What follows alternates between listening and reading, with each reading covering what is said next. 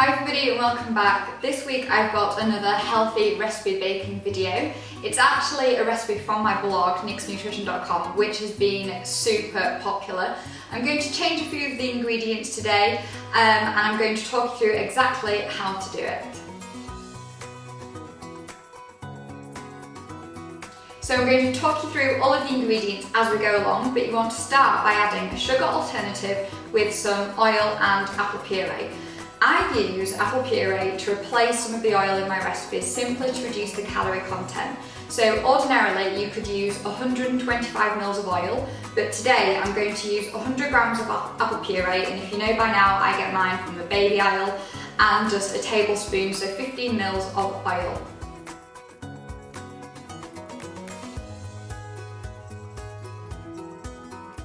To the bowl then you want to add your sugar alternative. I sometimes use xylitol, which is kind to teeth health, but it still does contain some calories and carbohydrate. Today though I'm using Sukrin Gold, which is like a brown sugar replacement. It's calorie free, and just like xylitol, it's kind to teeth health.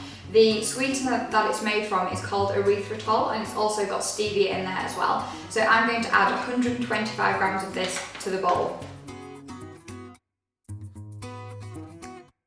So once everything's in your bowl, you just want to give it a mix.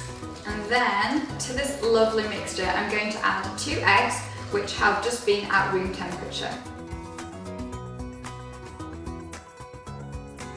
So once everything's mixed together nicely, I'm going to add 250 grams of either Quark, which is a fat-free cream cheese, or light cream cheese, and blend everything nicely together. Now you can use an electric whisk to do this, or you can do it the old-fashioned method like me. So to the wet mixture you want to add 250 grams of flour. Now when I originally made this recipe I used spelt flour, but I don't actually have any on hand today, so I'm going to add 200 grams of oat flour, and then to give it a slightly nutty taste I'm going to be using almond flour. This one is from Sukrin and it's reduced fat version. So 200 grams of this and 50 grams of that, or you can just use 250 grams of spelt flour. To this mixture you want to add 50 grams of unsweetened desiccated coconut, and I'm just going to add 2 teaspoons of baking powder, a teaspoon of baking soda, and then a teaspoon of cinnamon, and if you've got it, a teaspoon of vanilla essence as well. To the mixture you just want to add a pinch of salt, and then the carrot cake recipe wouldn't be complete without adding your carrots. So I've just got 3 medium carrots which I've chopped off the ends, peeled and then grated by hand. When I first made this recipe I also added 100 grams of raisins or sultanas, so if you want to add that then add that now. It might take a bit of elbow work to work everything in, but keep going, just think of the arm muscles that you're developing at the same time.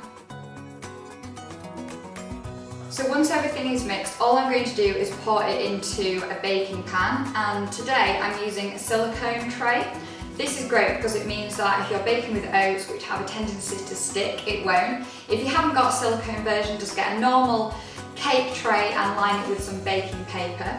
I'm then going to pop it in the oven, which is preheated at 180 degrees C, for between 30 and 40 minutes, and then you want to allow it to cool and enjoy. This recipe honestly tastes delicious, and if you do want to add an icing, I am using today this amazing calorie and sugar-free icing, I know, from Sukrin. The suggestion, you can mix it with butter to create a butter icing, but I'm actually going to mix it with some Quark, or you can use cream cheese. So just before serving, mix the two together, spread it out on top, and it will honestly impress any guests. I really hope that you've enjoyed today's recipe video. I will leave all the information about calories, carbs, protein and fat, as well as the ingredients used and method on my blog, which is nixnutrition.com, and I'll link it down below. If you've enjoyed this video, please do give it a thumbs up and subscribe, and I look forward to seeing you next week.